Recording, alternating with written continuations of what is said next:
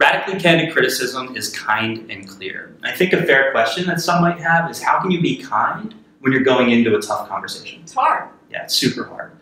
One of the things that I've found that I think works, and that I've done over the years, is to sort of prepare for the emotion that might come your way from the other person. And some of those emotions might include fear, embarrassment, anxiety, maybe even denial. And you have to realize what your job is in that moment. So what your job is not is to try to avoid the emotion. If the emotion's going to come, the emotion's going to come.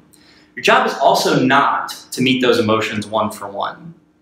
What I think your job is to exhibit some basic compassion and understanding for those emotions.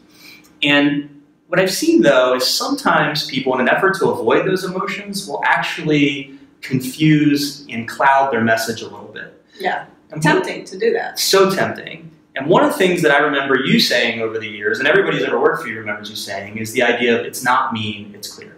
Right, and the reason is that when you go in with a critique of somebody, you often feel mean. And if you can change your mentality about that and realize what you're about to give somebody as a gift, it's going to be this thing that's going to help them get better, then it becomes much easier to be kind.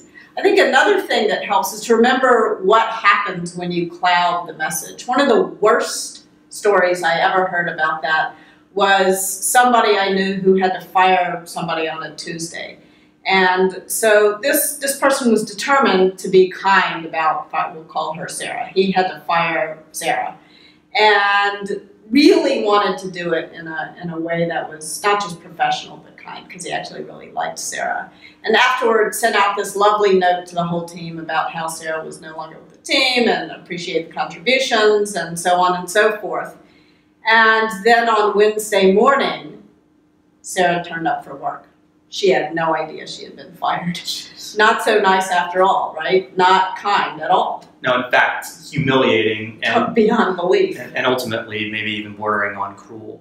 So I think it's important to remember that the more difficult the message, it's human nature to be less clear. And so remember, radically candid criticism is kind and clear.